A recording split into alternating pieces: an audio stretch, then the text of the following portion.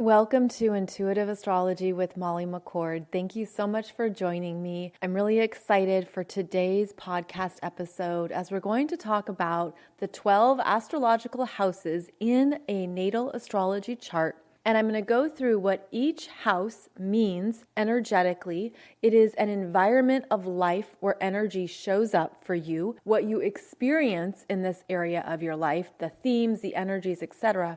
But I'm also going to go a little bit deeper and apply this more specifically to those of you who are Lightworkers, Starseeds, Star Workers, and how it all works together to create this gorgeous, energetic mandala of you. And how you can see it perhaps in a new way, in a higher way, and how to understand how you're supported, what you're here to experience, why you as a soul chose certain energies and areas of life to really focus on in this lifetime. So I hope this information is going to be very supportive of you, whether you are a beginner to astrology or you are more advanced and you've been studying this for decades. I hope that this information shares a new way to look at these energies in your chart that perhaps connects you to even more of your potential and gifts. A few things to note before we get started is that it doesn't matter which house system you use. You could use Placidus, Koch, whole house, equal house, etc. There are over 20 different house systems, and the variations have to do with how the calculations of the birth data occurs. So you need your birth time, birth location, and birth date, and that's what creates your astrological chart. But then the different house systems interpret that in a different way with different intentions and calculations. And you'll find that there are many different preferences out there for house systems. So go with whatever house system is accurate for you or that you're drawn to, that you're called to, and where the energy for you feels the most accurate. Another thing to note is that in your astrology chart, you most likely have houses where there are no planets. So let's say your sun is in the 8th house, your moon is in the 10th house, and then you have other planets all over different parts of your chart, but there's some houses that are empty. This is normal. This is typical simply because of what we focus on and what we look at across these planets. You will have empty houses. Those houses then come alive for you or are more active through the transiting planets. And the transiting planets are what we talk about every week on the Wednesday podcast. They're where the energies are right now. So the empty houses mean that you still have energy there, but it's not as much of a focal point, or it doesn't call for as much of your attention in this lifetime. But empty houses are still active for you, because I know, for example, if you have an empty 7th house, people will say, oh, does this mean I won't have any relationships? And no, absolutely not. It's not that simple. Astrology has many layers. It has many parts of it that compose all the areas of our life. So an empty house only means that your energy is focused elsewhere. And for example, some of you could have like a very busy 4th house where you have, say, 5 planets in the 4th house. So that shows you how that 4th house is very important to you in your soul growth in this lifetime. And for those who are new to listening to this podcast, I do use Western tropical astrology. I do not interpret Vedic sidereal astrology. It's a different system. And in fact, I know very little about that. So I go into the Western tropical interpretations, and that is the type of natal birth chart that I'm referencing in this show. And because this is introductory information, I'm going to go into some of the basics and some of the essentials, but there are a number of really good books that can help you understand more about specific houses. There are books covering all of the 12 astrology houses. There are books that talk about planets in houses. And then there are also books that refer to a deep dive into a specific house, such as the energy of the 12th house, which can be hard to understand at times. So go deeper into anything that's prominent in your chart. So if you have a very strong 12th house, then you would really want to understand more about that through a book such as Your Secret Self by Tracy Marks, or Neptune, the 12th house, and Pisces by Maurice Fernandez. And there's more out there. So know that you can go deeper into houses and that it's a wonderful way to understand this area of your life. So let's begin at the rising sign ascendant, which is the beginning point of your first house. And that is on the left side of the chart. And your ascendant is how you present yourself, how people perceive you before they know you, your first impression. And this is the beginning point of the first house, which also pertains to your body, your physical self. So it's how you chose to take a body in this lifetime. The rising sign in the first house are about your personal appearance, your sense of self, your energy, how your energy comes across, and your aura. So that first house and the rising sign are energies of your aura to work with, to understand. It is essentially an introduction to your energy container. The first house is how you identify as an individual. It's how you begin the understanding of self and what it means to be you. Now, it's very typical that your rising sign or your ascendant begins at one astrological sign, such as Leo, and then throughout your first house, you have the rest of Leo and then the beginning of Virgo. So your first house can contain one or two or sometimes three different astrological signs. And what that shows you is that this area of your life is how you're meant to grow, because the astrology signs are all about development. They move forward. They take you into more information and more development as these signs move forward. So you have the creative nature of Leo, the self-expression. This is who I am. Look at me. This is what I'm here to do. I'm very proud. I'm confident. I'm here to really be aware of myself as an individual. And then the energy moves into Virgo, which is about refinement and the practical application of that creativity. So it's important to see that it's an ongoing energy journey, that as the energy may begin in Leo, it moves into Virgo, and you would still consider that Virgo energy in your first house. And again, you could even have in your first house or any house 3 astrological energies, where the energy maybe begins in the late degrees of Leo. It includes all of Virgo, and then maybe it includes a few early degrees of Libra, in which case that's a very big first house, and it shows that there's a lot here in your energy field, in your energy container, in the first house that you're meant to pay attention to and work with in this lifetime. And this is where astrology becomes very personal, where you really understand more of who you are, more of what your life journey is about, and more of the energies that you're here to experience and work with. So again, that first house is the establishment of your self-identity physically, how you're here to express yourself, how you're here to be in physical form, what that means for you, your aura, your energy container, and how you identify as an individual, how you are your own person is the first house. Then once the first house has been established, we move into the second house, which is associated with what matters to you, what you value, what you find meaningful. And the second house pertains to your own personal world, your own personal resources, the ability to be self-reliant, to really accept who you are.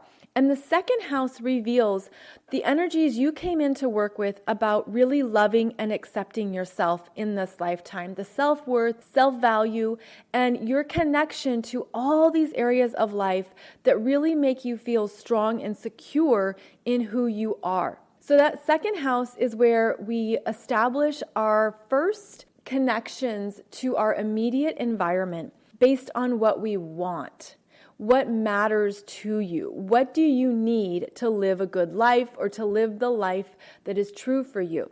This does pertain to finances, possessions, property, what you own, what you accumulate, what you surround yourself with. And the second house is essentially looking at how you support your own aura, how you support your own frequency, how you feel stable and strong in who you are, and how that energy then moves into all of the areas of your life that then energetically reflect that love back to you. So the second house is an establishment of self after the first house. Now we look at the third house, and the third house is commonly about communication, mental processes, how you think, how you learn, your daily habits in terms of what you do to move about your day. You get up in the morning, you have your coffee, you go to work, you go to lunch, etc. It's basically how we spend our energy in a daily habit. It includes your siblings, short distance travel, those who are in your immediate environment who share your values. So you see too how the houses all grow from each other. They are also a continuation of energy. So what the second house established for you, the third house is how you communicate and share information. It's how you take in other ideas, other details, other data. It's how you converse with others, but it's also how you talk to yourself. And it's the way you perceive your life, your journey, your ability to really get into how you can understand and organize everything happening around you. The third house brings us to an understanding of where your energy wants to go because it's stimulating. And it's how we learn. It's how we take in information. And whether we do that in a way that is, say, very grounded and clear, or it's inspired, or it's intuitive, there's so many ways this third house energy can operate. But it's essentially connected to your mind, the brain, and I'm also seeing it connected to the deeper workings of the brain, such as the inactive neural pathways that can be opened in this lifetime. And I'm seeing it connected to the pineal gland, the vagus nerve, the cerebral cortex. It really goes into some of these other layers of energies in how the mind operates for you in this lifetime, and what you can open up to, what you can experience as you take in more things that could be, let's say, standard or typical. But this is life's ongoing learning process, and what you're learning about yourself, and then how you're communicating it or how you're sharing it. Of course, this would activate more of that throat chakra energy, but it's looking at how your mind is here to operate in this reality and what is able to, I'm just seeing it flourish. Like there's potentials in this third house to go into more gifts of the brain, more of your mental capacity that are outside of what you were taught when you were younger. So now we'll go to the fourth house. And the fourth house is at the root of the chart. It's the foundational energy in a chart, and it is where you come from. And the fourth house is about your comfort zone, your home, where you go to have privacy, what you feel that others don't see or they don't know. It's about where you need sacred space and nurturing, and where you want to be alone, because it's a very private part of this whole energy dynamic. And so the fourth house is also about your family, genealogy, where you come from, and it can show more about your past life energies that you're here to heal, specifically with family, anyone close to you, anyone in your heart, as well as looking at the internal workings of your heart. And it's like I'm getting that image of this is where you can have some bumps and bruises on your heart that in this lifetime you're really looking to heal and move through. You're looking to get to the heart of the issue, and it can pull you into some deeper, intense, private soul work about how you feel at home on this planet. And whether or not you feel at home here, or you're struggling, it's bringing up a lot of feelings. There's a lot of unresolved emotions and unresolved energies that can be housed in that fourth house. And it's asking you to be very gentle with yourself as you move through layers of energies that perhaps pertain to many lifetimes, overall soul themes, healing energies, anything that's just been even suppressed or repressed. This is where you go to get to the root of a personal soul lesson or soul experience. And the fourth house is also a gift because it can help support you in feeling more at home on this planet. What do you need to feel safe? What do you need to take care of your world? And how you can then create that for yourself. All of that is in your fourth house and how you are grounded here on the planet. Then we move to the fifth house. And this is a very dynamic house where it's showing you what is in your solar plexus energy field, even in your heart, that you're here to express so that you have the experience of knowing yourself in this way. And that fifth house is also about your self-identity, your creativity, how you make life fun, how you have fun, the ability to play, it's connected to your inner child. I would even say that whatever comes up in the fourth house, whatever is emotional in the fourth house or deep or also related to that inner child, the fifth house can help you move the energy forward and know how to lighten it, express it, to get it out of your emotional body and to make it something fun. So the fifth house is about where you do something so that you experience yourself in a new place of power. And it is about activating a deeper power that is uniquely you. And I do see this related to the solar plexus. And the fifth house is meant to make you feel alive. It's meant to bring you into a place of joy and what you need to feel those sensations, what you need to live a joyful life. The fifth house is also connected to risk-taking, taking a gamble, playing a game. It's about pleasure. It's about sex and dating and giving love. It's where we want to activate more of why it's good to be here. So what makes you happy on this planet? That's your fifth house, giving you insights into how to come alive, how to feel good in yourself, and how to feel powerful as well. So this is it's a beautiful ongoing energy journey. Because what the fourth house brought up around stability and needing to feel at home, the fifth house has the ability to then show you more of what you can do to create the life you want. So now we move on to the sixth house. And the sixth house is a place of getting to what is essential. The sixth house is going to help you cull through parts of your daily life and help you make some choices about what you want to put energy towards, what you're responsible for, what is excessive, and what you don't have time for. The sixth house is where we take care of ourselves. It is your house of personal service, personal healing, your daily routines. I even think of it as the area of your life that's about your daily devotions. So you've understood more about who you are, what you need, how you are here on the planet, how you feel at home, how you're here to play. But now it's looking at how you can really feel strong in everything you're doing to take care of your physical container. So this does relate to your daily habits around exercise, nutrition, movement, food, vitamins, herbs, minerals, essential oils, how you take care of your physical self, how you take care of your energy container.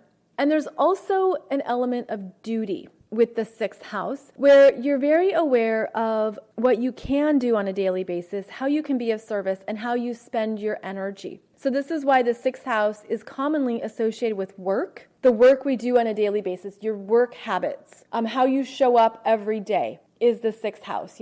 How you take care of your body every day, whether that's through basic hygiene and when you shower and how you exercise, to the energy that you run through your body, the energy meridians that move through you and how you're supporting those, how you're aware of those. And I feel like this is where you can even make some easy, gentle shifts to support your daily energy more when you understand what that sixth house needs. Where that sixth house needs energy to move and where it needs to feel like nothing is stuck. So I interpret the 6th house as well to be your energy meridians and how you run energy through your body. And I love acupuncture. I go at least once a week because that helps my physical body. I feel it. It shifts things. It releases things. That's how my 6th house shows up. That's how my energy meridians feel supported. So if you can look at the 6th house as what your body needs every day, it's going to put you in tune with what exactly your energy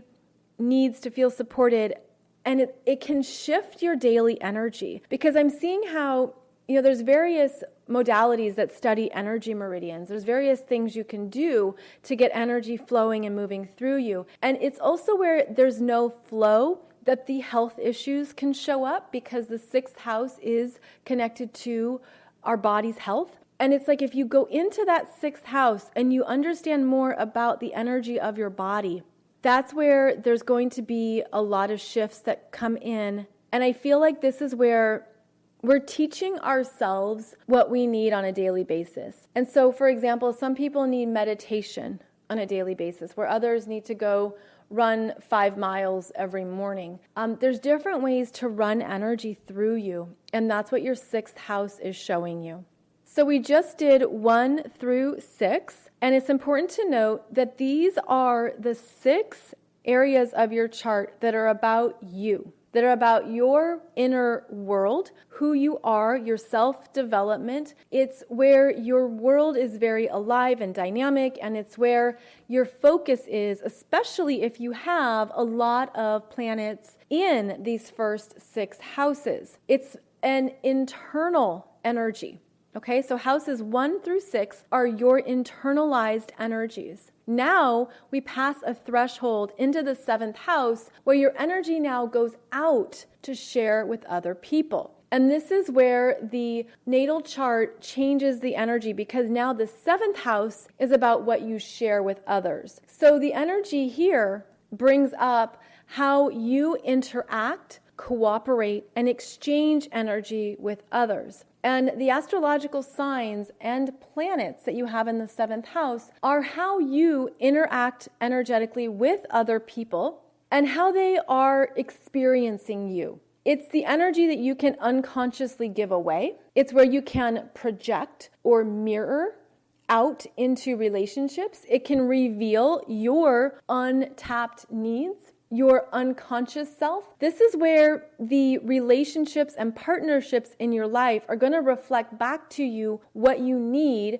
what you want, that maybe you weren't aware of. But when you then become aware of it and you interact with people, this is where you start to establish some exchanges with people that can be very healthy, very supportive, and really feel strong. The 7th house can be where some of our soul contracts show up with other people, where we showed up to support one another, to work together, to cooperate, and where that energy exchange occurs. The 7th house is where you've taken all of the energy out into something beyond your personal energy container. And so this is where you can do some deeper work into your own relationships, for example. Relationships you've had in your world, specifically through, let's say, work, through colleagues, through anyone who has been equal to you.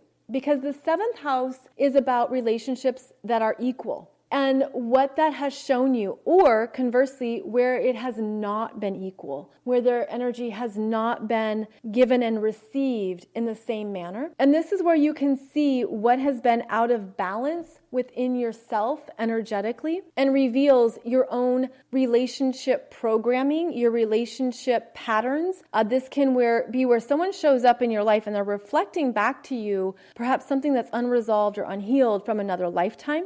This is where you can also experience those 4 attachment styles in relationships. Perhaps you've heard about these. They are anxiety attachment, dismissive attachment, fearful attachment, and secure attachment. And this is based on the attachment theory, which was the work of John Bowlby and then Mary Ainsworth.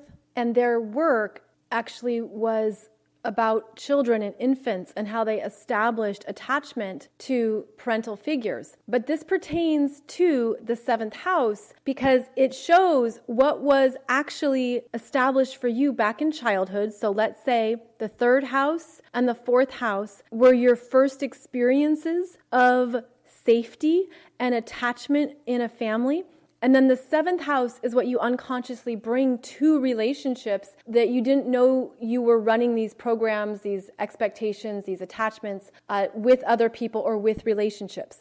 So the astrology chart is a full story, and you can always relate it to other houses, other planets, other areas of the chart. But it helps to know that the 7th house is where things show up for you that you didn't see in the first through 6th houses. So the 7th house is relationships, and that's typically how it's described. But those relationships, those expectations of relationships were formed in you in your childhood and in previous lifetimes. And so that 7th house can be a very rich playground for understanding what's happening deeper in you and how you're experiencing relationships now.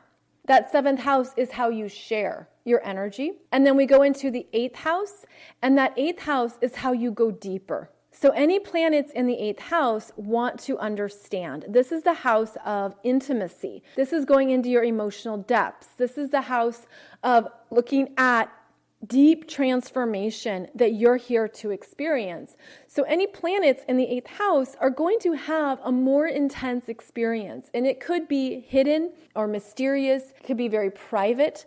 The 8th house also likes privacy until it feels powerful to share. So that 8th house is where we go deeper into ourselves, into our own areas of intimacy, sexuality, our psychology. This is the house where we can experience trauma that's hidden. This can be the area where you discover abuse that you weren't aware of.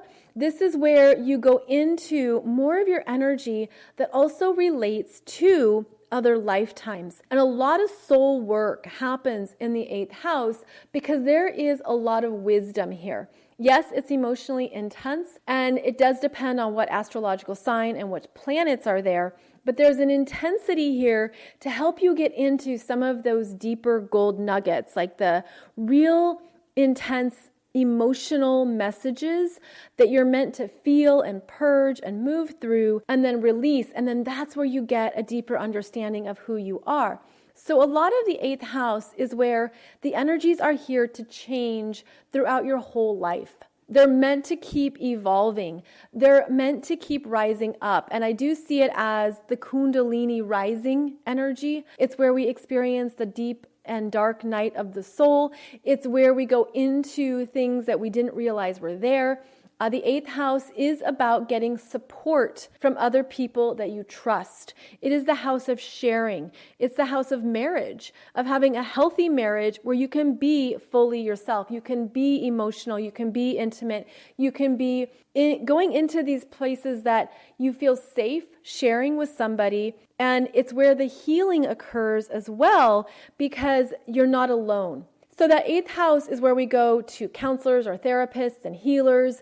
It's where we go into something in a much deeper way. And there's a lot of energy work that can be done through that 8th house. So again, the planets in the 8th house probably have been requiring a lot of attention from you throughout your life. And that's because they're the ones that are really taking you into more of your overall soul's journey. And it digs up other themes and even perhaps images or sensations or energies from other lifetimes, because it takes you down that rabbit hole, and before you know it, you could be going across timelines, experiencing other energy, like I'm seeing as like paradigms. There's just a lot that can come up with the 8th house, and it's where you can also feel supported when you have that safe place to talk, to share, and to interact with people who provide a healing environment for that energy to be expressed and experienced. With the 8th house, it's important to be able to move emotional energy, and it's important to have a way to look at your shadow work and to know that you are powerful while undergoing that deeper process. And then after that deep dive of the 8th house, we rise up into the 9th house. And the 9th house is typically where you're learning more about what it all is, what the experience has taught you, where you have grown, what you're meant to take forward, and how everything has opened you up to what you believe in yourself, what you believe about the world, what you believe about your soul's journey. This is meant to be the house of wisdom obtained, what you've learned through it all. And so here you can connect to wisdom from other lifetimes as well, and what your soul has carried in with you to connect with as you voyage through this lifetime. The 9th house is typically about adventure, long distance travel, philosophy, higher education, what you're searching for. And in this lifetime, it can show you what your soul not only brought in and what it's here to reconnect to, but how you're here to continually expanding. Because our energy is always in motion. It's meant to be transmuted. It's meant to keep moving, and how you can feel powerful in the ongoing adventure of the soul. The 9th house is about what's greater than you, but that you're connected to all of it, and how you can really implement that into your psyche, how you can travel with that, how that can be something that supports you as you continue to learn and discover more about what this particular lifetime is bringing up for you. The 9th house shows where you're meant to grow and stretch, what you're meant to look at, either in yourself or in the world. This can be where you feel energies of other lifetimes and what you believed, say, culturally, or the parts of the globe that you're attracted to, that you have to travel to, that you've always felt a resonance with. There could be certain cities, certain countries, certain towns, even certain cultures that you've always been drawn to. And the 9th house can show you that you have an energetic connection to those places because you've had lifetimes there. And you understand that energy, or you're curious about that energy. So if, for example, you've always been drawn to Mayan culture or Aboriginal studies, it could also be what you studied in school that you really enjoyed learning about, because again, you have some type of energetic resonance through perhaps another lifetime with that particular area of the planet. And I'm also getting the imagery that many starseeds, when you first came to this planet, you established certain cultures. You brought them to the globe as part of the Earth experience, and you brought in certain technologies and modalities. And I'm seeing Egypt, which is a very strong energy for many starseeds. I'm also seeing different areas of Asia, different countries, different towns, different cities that were populated by starseeds. I'm also seeing a very strong energy in the Middle East around what came through various portals in the Middle East. So know that the 9th house can open you up to the bigger understanding of your soul's experiences. Again, looking at the places you've always been drawn to, you want to travel to, or you were interested in, you could have a very strong energy connection to those parts on the globe because they've been an integral part of your soul's journey, your soul's experience. And there's something within you that is remembering those experiences and really deeply connected to those energies.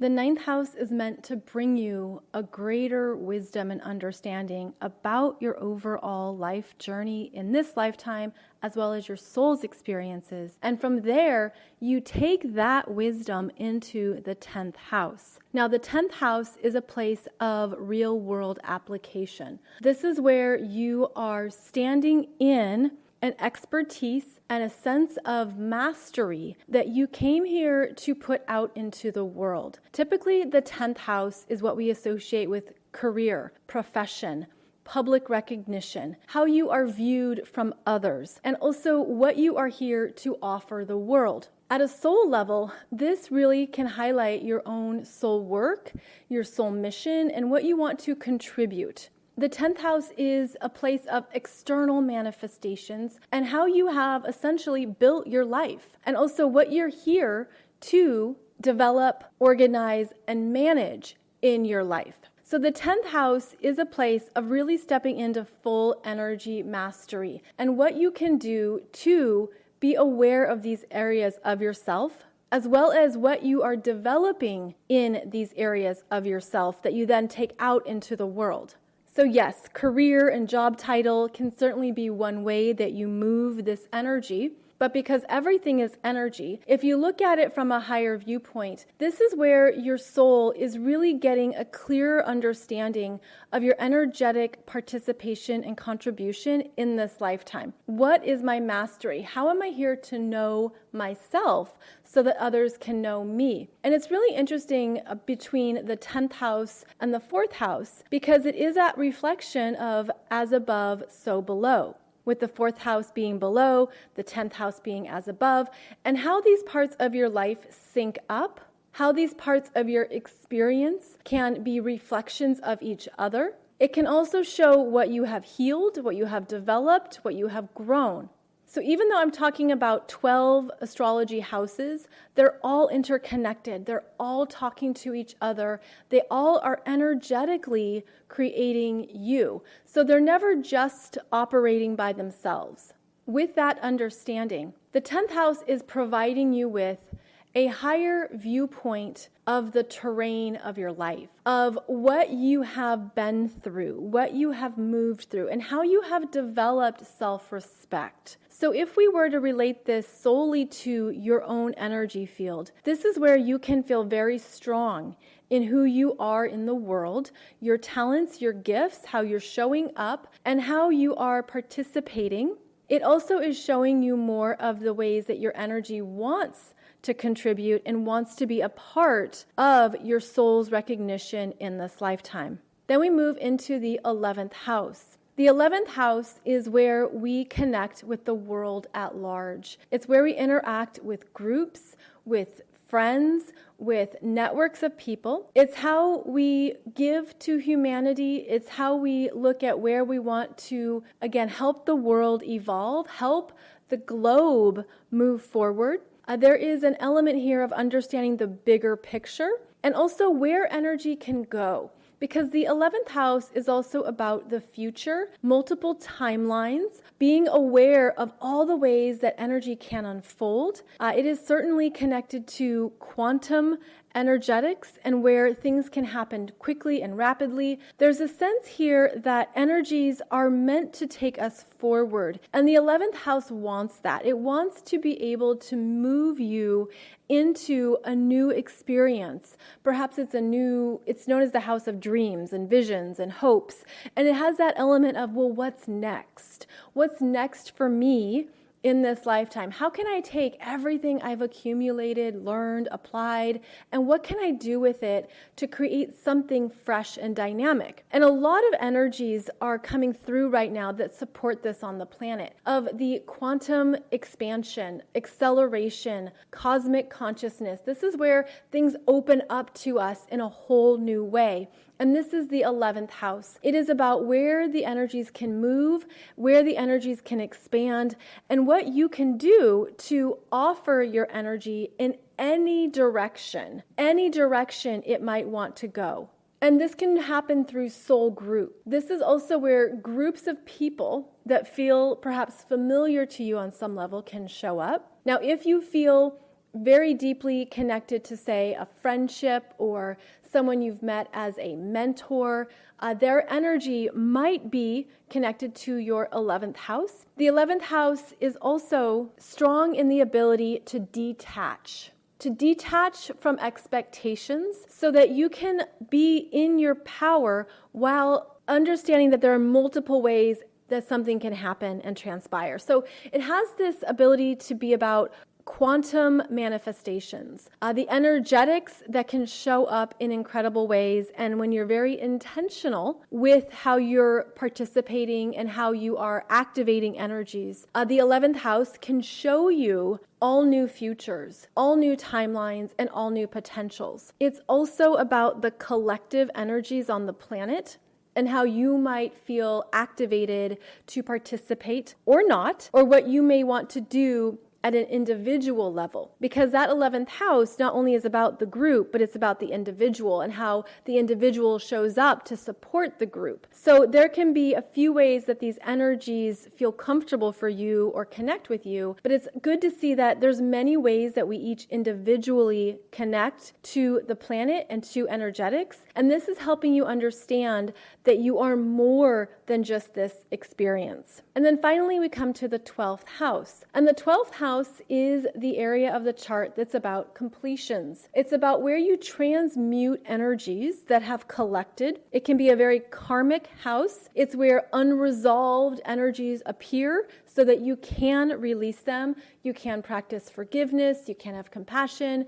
It's about looking at, what do I need to do to change this energy so I don't take it with me into the next lifetime? So the 12th house is where you can be doing very personal, private, spiritual work that helps you change something, like a theme, a lesson, a healing, a relationship, etc., from other lifetimes. And in this lifetime, you are working to raise the energy of it. And then you're going to be able to change the potential of it in your next lifetime. Whether that is, there is nothing it takes further with you, like that relationship is complete, you don't have to meet that person again, that lesson is over, you've graduated, you don't have to experience it again.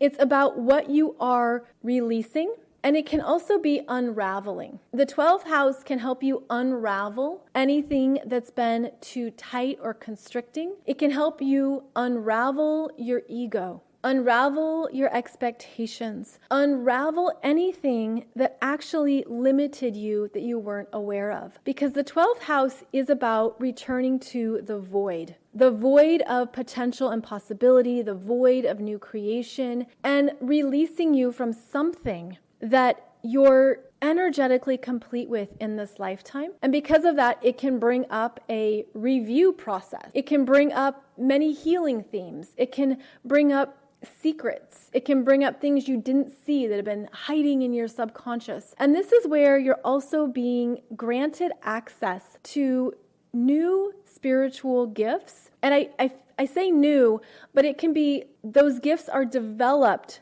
through the process of undoing and unraveling, or they can return to you as if you have really embraced them and carried them through many lifetimes, and then they return to you through this 12th house, and they remind you of the eternal essence of your soul. And that's how you also detach from your ego. You step away from your own expectations. You step away from what you wanted or what you thought you had to be.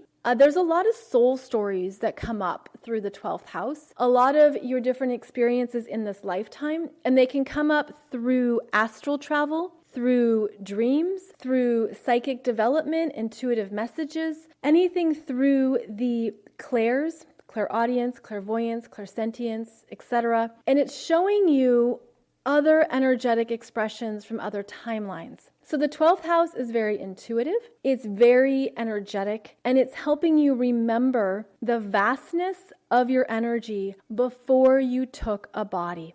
And then the energy continues from the 12th house into the first house. Again, it goes over that rising sign, and it shows you, this is who I am in this lifetime, but it's only one part of the whole cosmic puzzle of my energy. So I hope this episode has brought you some deeper understandings or even new ways to look at your astrology chart, to understand the planets, the signs, and how they are expressing and moving through you. And I wanted to offer you a few things here. If you need help activating parts of yourself, parts of your energy field, the clearing out, activating light codes, activating memory, activating healing, I strongly recommend the work of Gisele over at crystallaserbed.net. And she works with the energetics of the body, of the chakras, to support people in their healing and to get you into more of the heart of something. And this energy, it helps clear things away. It can bring you greater clarity. And it's connected to your astrology chart, absolutely, because it can help you with matters of the 6th house, matters of the 12th house, matters of any house. And it can help open up any stuck energy. So I feel like this is is a lovely complementary modality to working with your energy and activating more of the light codes that can bring you clarity about who you are in this life as you chose a body and understanding your own energetic frequencies more. So Gisele is over at crystallaserbed.net. I have mentioned her before, and I just want to mention her again because I think her work is phenomenal. She channels information, and this is all remote sessions, by the way. It's remote. You don't have to go anywhere. She works with your energy from where she is in Sedona. So if that's of interest to you, please check it out and see if that would support anything that you're ready to activate and move at this time. And then the other thing I wanted to mention is that if you are new to astrology or you want to understand your chart more, I do have an introductory astrology course, and it goes over all the particulars of your chart. Okay, so it helps you understand more about the basics of astrology. And I'm offering a coupon code right now where if you use coupon code MyChart, you get $50 off of this intro program. And it's going to give you insights that empower you to know yourself. And that's the best gift of astrology, is that you really want to know who you are based on your life experiences, based on what you know about who you are. So check that out if you want to go deeper into your natal chart. And I hope that that supports you in what you're learning and especially what you're developing as we move into this next decade. So thank you so much for joining me for this podcast episode. It went a little longer than normal, but I think that was warranted. And I'll be back on Wednesday with our next weekly intuitive astrology episode. In the meantime, you can find out more about me at mollymccord.online. Thank you so much for joining me, and I'll see you back here soon.